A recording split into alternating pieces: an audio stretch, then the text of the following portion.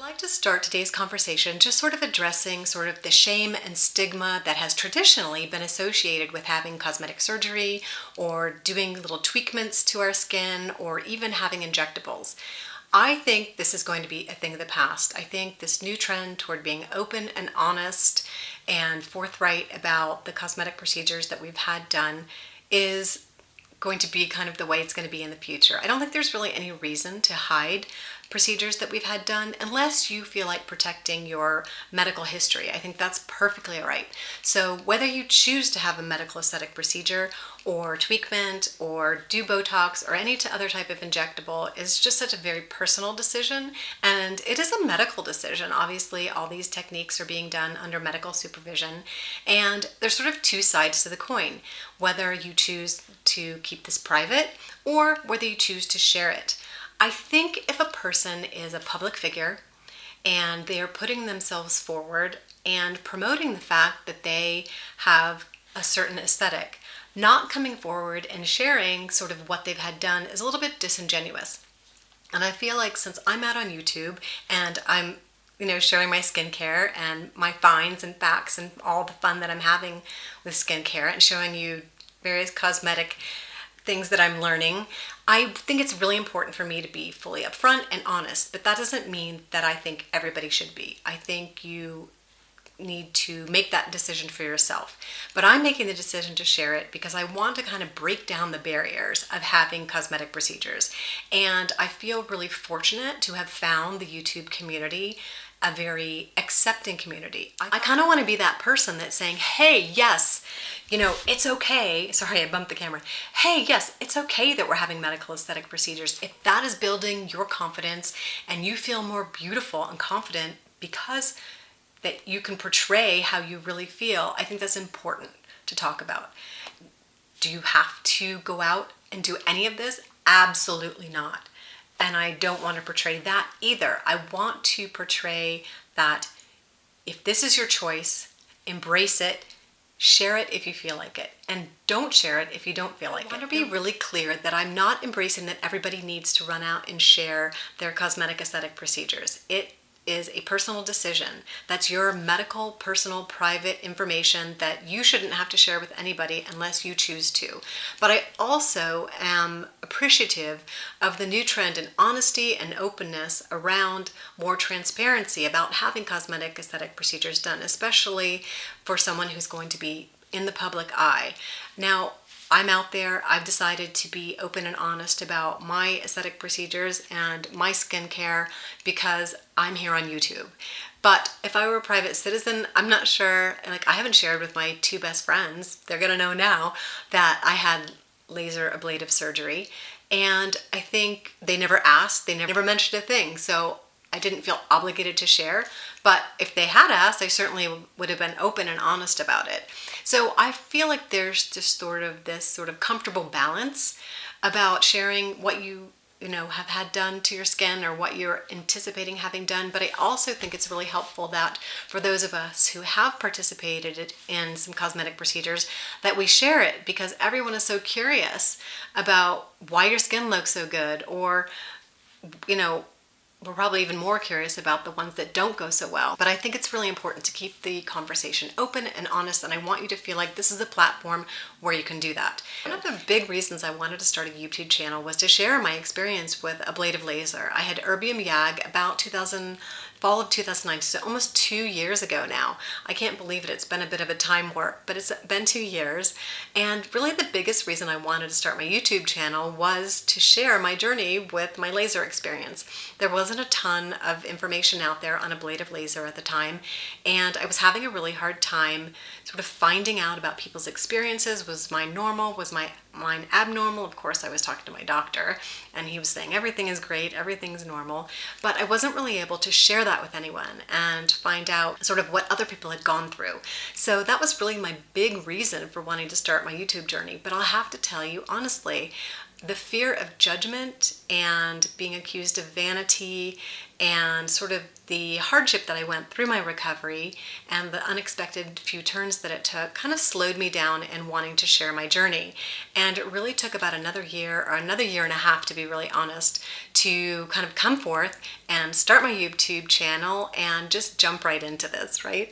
So I'm really glad I did. I've found an amazing, mature beauty community here that I feel is not judgmental at all. They're embracing and they're welcome and they are just loving, to be really honest. I just want to say how excited I am about the fact that this trend toward not shaming having cosmetic treatments and to be more open and honest and share our experiences is really exciting to me.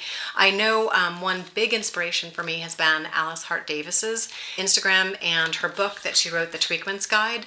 She goes through soup to nuts all the different types of tweakments that are out there, and I just think her total acceptance of the whole no shaming around having aesthetic procedures and really having people engage in a conversation around this is fabulous. She said it's like at a snail's pace, but I really think that the trend to just kind of be open and honest is moving right along. I mean, Marc Jacobs just announced that he had cosmetic surgery. That's fabulous. And I just think it's amazing. Caroline Labouche, the beautiful gray-haired model, she was, really open and honest about her cosmetic procedures and also about her more recent facelift that she had done. So I think this trend to sort of being open and honest about the beauty treatments that we're having done is fantastic and it's exciting. And I hope you're willing to join me in this journey. I've shared a little bit about my skincare journey. I've done a few other videos.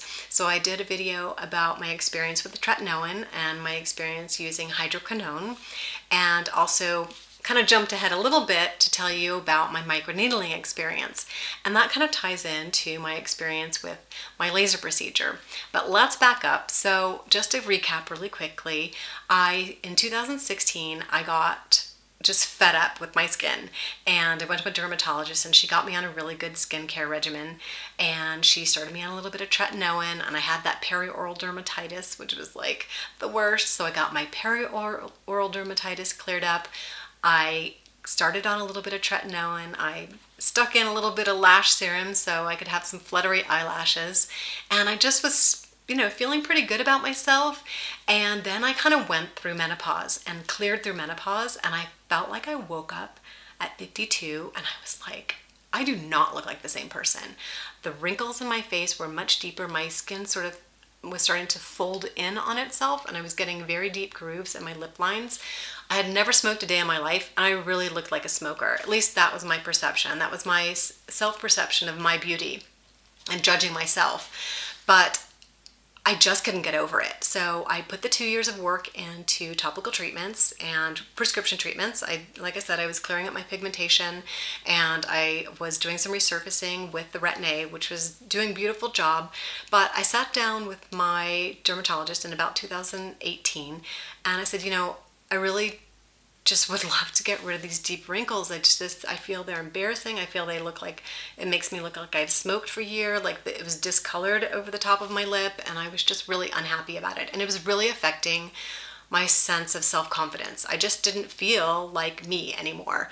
And I feel like that sort of like drop off in estrogen just threw me off a cliff and really aged me very quickly in a matter of 2 years, from 2016 to 2018. And she was really honest with me. She's like, what you want to do is not going to be taken care of with more rest, more exercise, more water, or more topicals. She's like, you're going to have a more invasive procedure. And I was like, whoa. And I kind of sat back and paused, and I kind of waited a while, got on some HRT, see if that would help. It didn't. I mean, it definitely helped with some areas of my life, but it didn't transform the deep wrinkles that were starting to set in. And so I started budgeting my cosmetic aesthetic procedures. I had my first injection of Botox, which really made my forehead look really nice and my crow's feet a little bit softer. But of course, my lower face was really suffering, and the only thing that was recommended for that was laser treatments.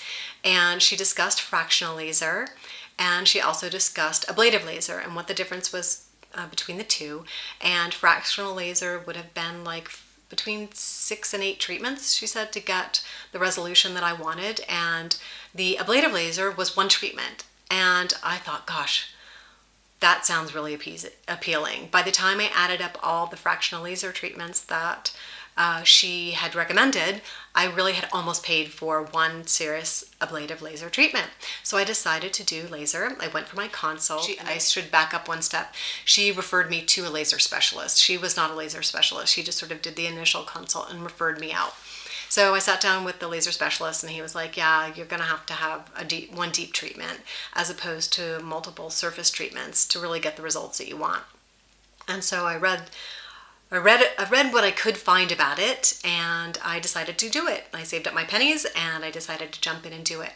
But my healing process was a little unusual, and it was sort of out of the ordinary. I am going to do a full video on it, but I don't think that everyone really wants to see that whole process. The pictures are a little bit graphic, and I did some videoing as I went through this process because I really want to share this with people.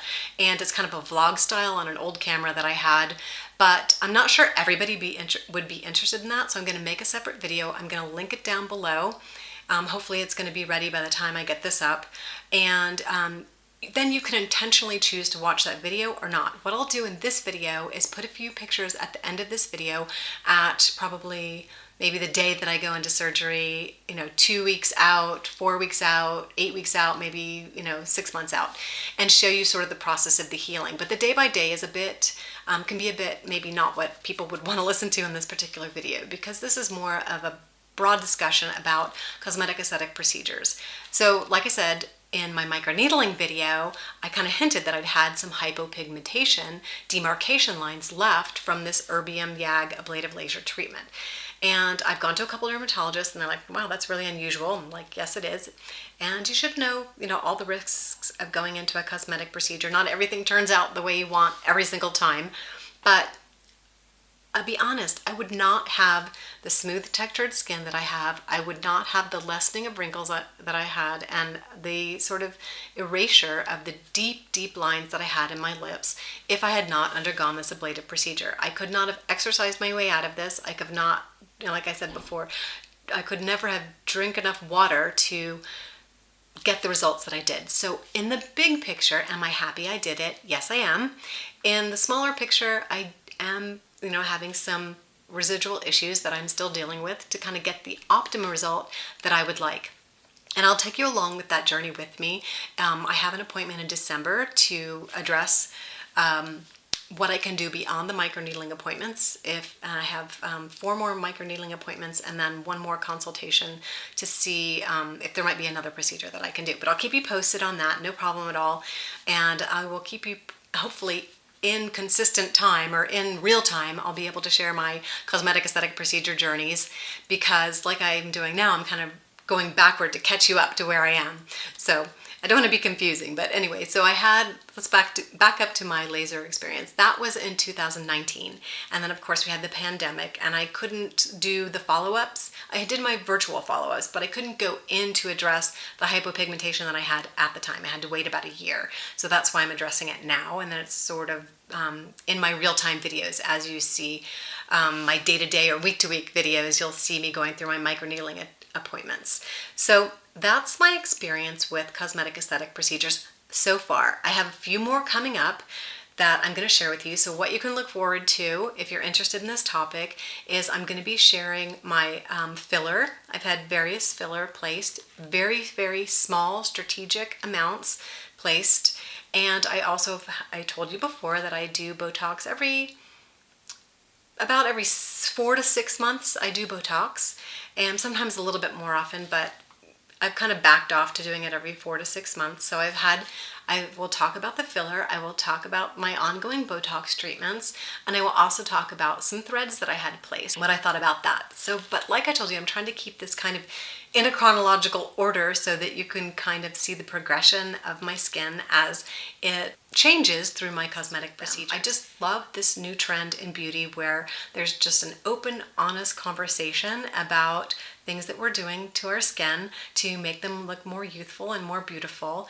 And I also want to honor those people who choose not to do cosmetic aesthetic procedures because there's no reason that you need to do anything if you don't want to. But I think it's really good to have the information and the education and sharing experiences and just sort of having an open conversation about what we're doing to our skin to make it look more youthful and more vibrant and more rejuvenated is really important. So if you want to join in that kind of a discussion, let me know in the comments if you think doing some videos where I invite a guest on to talk about their experiences would be interesting to you. And if you're interested in more of my videos on my cosmetic aesthetic procedures, just leave me a comment down below, so I can kind of gauge whether this content is interesting or not interesting. I really appreciate you staying tuned for this, being up for this, and if you want more about cosmetic procedures, I will do deeper dives. And like I said, I'm going to be linking my experience down below, but let me know what you think about cosmetic aesthetic procedures.